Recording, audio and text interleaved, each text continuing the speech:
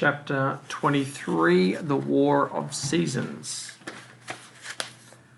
Hood didn't waste any time. He had no sooner made his final offer to Harvey than the balmy wind grew gusty, carrying off the lamb's wool clouds that had been drifting through the summer sky. In their place came a juggernaut, a thunderhead the size of a mountain, which loomed over the house like a shadow thrown against heaven. It had more than lightning at its dark heart. It had the light rains that come at the early morning to coax forth the seeds of another spring. It had the drooping fogs of autumn and the spiralling snows that had brought so many midnight Christmases to the house. Now all three fell at once, rains, snows, and fogs, as a chilly sleet that all but covered the sun. It would have killed the flowers on the slope with cold, had the wind not reached them first, tearing through the blossoms with such vehemence that every petal and leaf was snatched up into the air.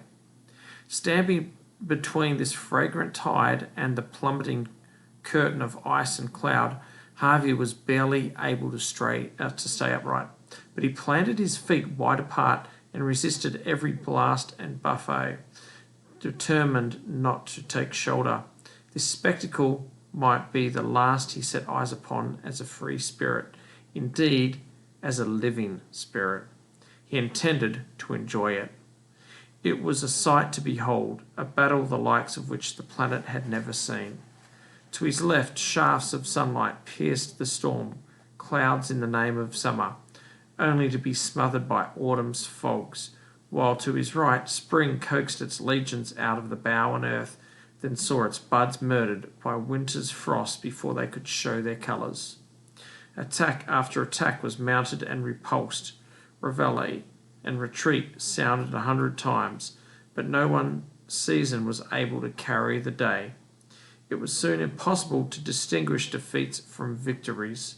The rallies and feints, the diversions and encirclements all became one confusion. Snows melted into rains as they fell. Rains were boiled into vapour and sweated new shoots out through the rot of their brothers. And somewhere in the midst of this chaos, the power that had brought it about raised its voice in a rage, demanding that it cease. "Enough!" the Woodhouse yelled. "Enough!"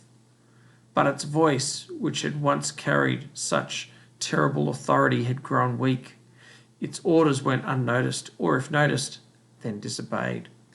The seasons raged on, throwing themselves against each other with rare abandon, and in passing, tearing at the house which stood in the midst of their battlefield.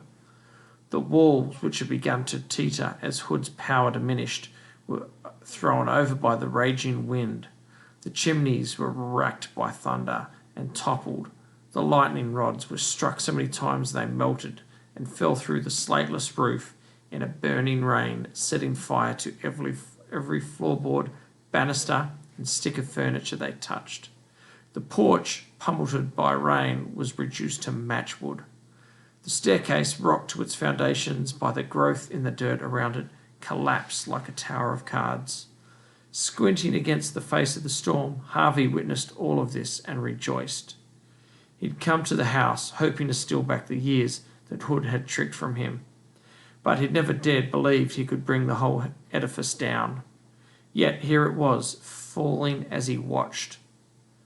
Loud through the dins of wind and thunder they couldn't drown out the sound of the house as it perished and went into dust. Every nail and sill and brick seemed to shriek at once, a cry of pain that only oblivion could comfort. Harvey was denied a glimpse of Hood's last moments. A cloud of dirt rose like a veil to cover the sight, but he knew the moment his battle with the vampire king was over, because the warring seasons suddenly turned to peace. The thunderhead softened its furies and dispersed. The wind dropped to an idling breeze. The fierce sun grew watery and veiled itself into mist. There was debris in the air, of course, petals and leaves, dusts and ash.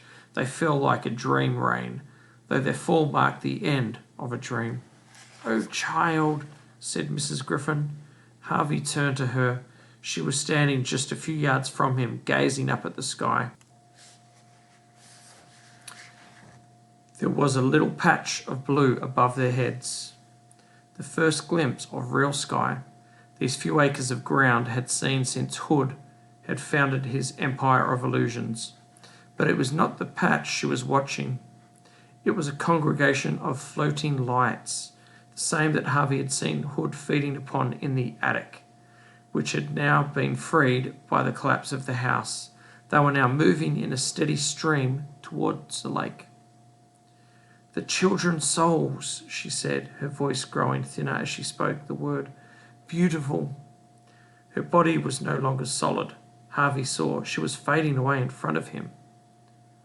"Oh no," he murmured. She took her eyes off the sky and stared down at her arms and the cat she was carrying in them. It too was growing insubstantial. "Look at us," Mrs. Griffin said with a smile upon her weary face. "It feels so wonderful. But you're disappearing." "I've lingered here far too long, sweet boy," she said. There were tears glistening on her face, but they were tears of joy, not of sadness. "It's time to go." She kept stroking Stew Cat as they both faded from sight. "You are the brightest soul I've ever met, Harvey Swick," she said. "Keep shining, won't you?" Harvey wished he had some words to persuade her to stay a little while longer. But even if he had been such words to say, he knew it would have been selfish to speak them. Mrs. Griffin had another life to go to. Wherever that was, every soul shone.